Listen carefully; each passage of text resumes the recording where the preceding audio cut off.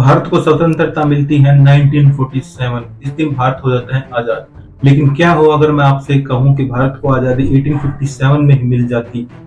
1857 भारत का प्रथम स्वतंत्रता संग्राम था।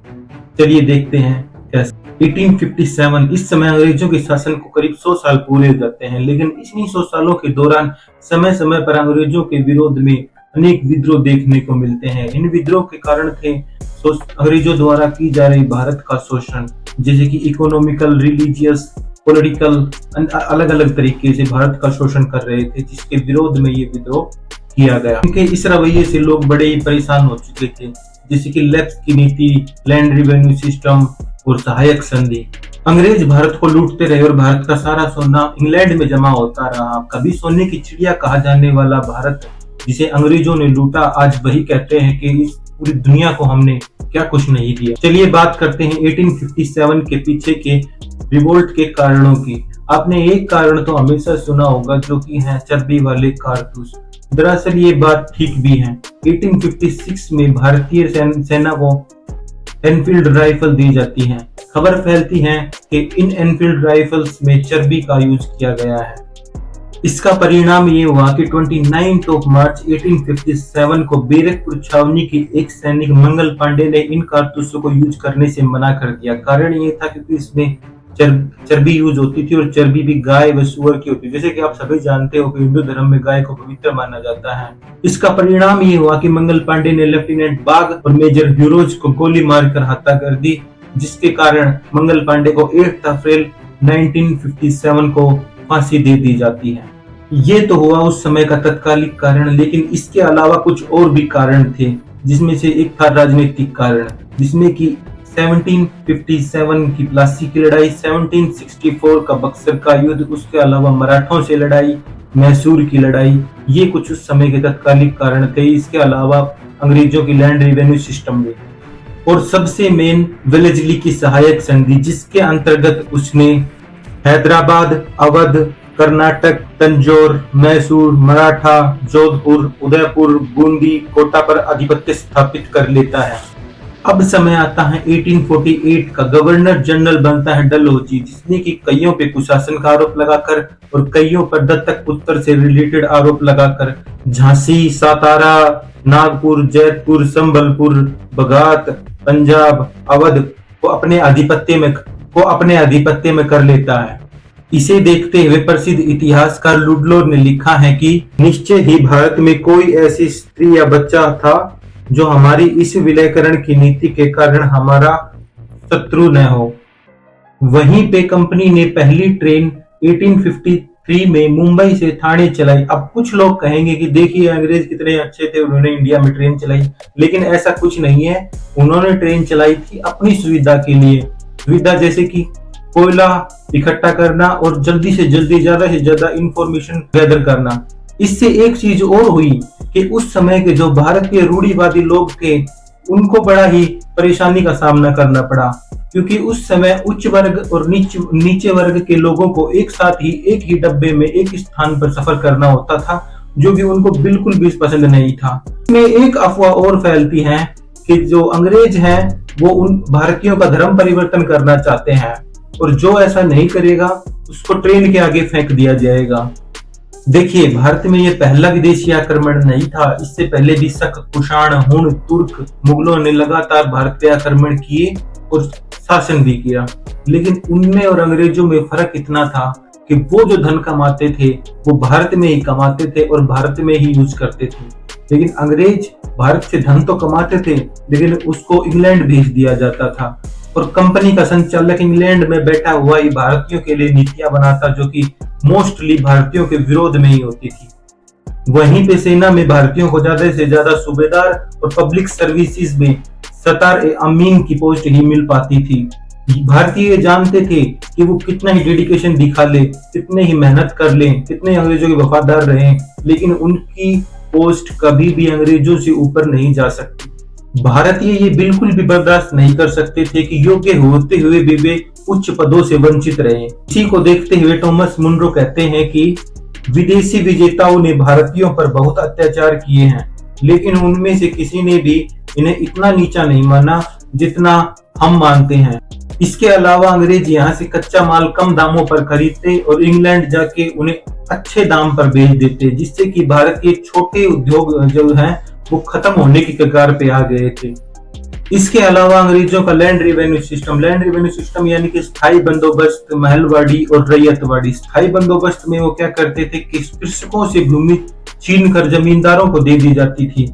अब सारा टैक्स जमींदार किसान से वसूल करेगा और किसान से वसूल करके जमींदार अंग्रेजों को वो पहुंचाएगा, जिससे कि जमींदार की ये आशा होती थी कि वो ज्यादा से ज्यादा किसानों से टैक्स कलेक्ट करके और अपने स्वार्थ के लिए कुछ पैसा बचाकर और अंग्रेजों को दे सके, जिससे कि किसानों पे बहुत ही ज्यादा शोषण किया जाता था, जिससे किसान बड़े ही परेशान हो चुके थे। वहीं पर भारत से इंग्लैंड एक्सपोर्ट होने वाली चीजों पे अंग्रेजों ने 70 से 80% तक का टैक्स लगाया हुआ था और इंग्लैंड से भारत आने वाली चीजों पे 2 या 3% का तक का ही टैक्स लगाया जाता था। इसका अनुमान इस बात से लगाया जा सकता है कि 1813 में 90 लाख पाउंड कपास भारत से इंग्लैंड भेजी गई थी, जो कि 1844 में बढ़कर करीब 8 करोड़ 80 लाख हो गई थी।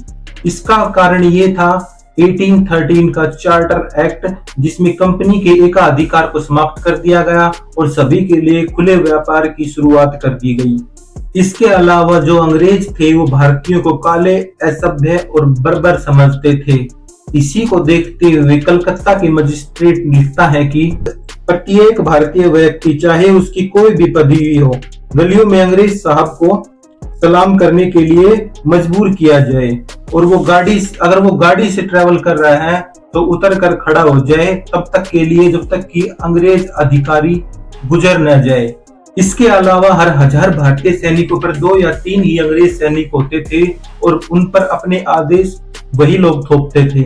इसके अलावा 30 साल नौकरी करने के बाद भी भारतीय सैनिक ज्यादा से ज्यादा सैनिक और ज्यादा हो जाए तो सूबेदार तक की पोस्ट से रिटायरमेंट ले लेता था। इसको देखते हुए टी और हॉक ने कहा है कि सैनिक अच्छी तरह से जानता था कि चाहे कितनी ही डेडिकेशन दिखा ले, कितनी ही बहादुर क्यों ना हो, लेकिन वो कभी भी अंग्रेज सैनिक के बराबर सैलरी नहीं पा सकता। इसी से रिलेटेड नेपियर ने देखते हुए कहा है कि क्योंकि हम भारतीय सैनिकों की स्वामी भक्ति को कायम रखने के लिए कोई प्रयत्न एवं परिश्रम नहीं करते, इसलिए मैं भविष्यवाणी करता हूं कि भविष्य में विद्रोह जरूर होगा। इससे हम जान सकते हैं कि ये जानते वो भी थे कि विद्रोह होने वाला है और ये कुछ ऐसे कारण थे जिसके कारण विद्रोह संभव हो पाया। एक्चुअली भारतीय समाज के लोग उससे बड़ा ही परेशान थे। वो पॉलिटिकल, इकोनॉमिकल, सोशल, रिलीजियस हर तरीके से भारतीयों का शोषण कर रहे थे। देखिए, इस तरीके से हम देखते हैं कि कोई भी घटना एक ही दिन में घटित नहीं होती। उसको घटित होने के लिए एक लाइन से घटनाएं लगातार होती रहती है, जो कि इकट्ठा होकर एक बारूद का काम करती है और उस बारूद में जब चिंगारी लगती है तो वो एक बड़ा विस्फोट होता है। ये सारे कारण तो थे ही, लेकिन जो तत्कालिक कारण है वो चर्बी वाले कारतूसों को ही माना जाएगा। तो ये था 1857 की क्रांति के पीछे के कुछ मुख्य कारण।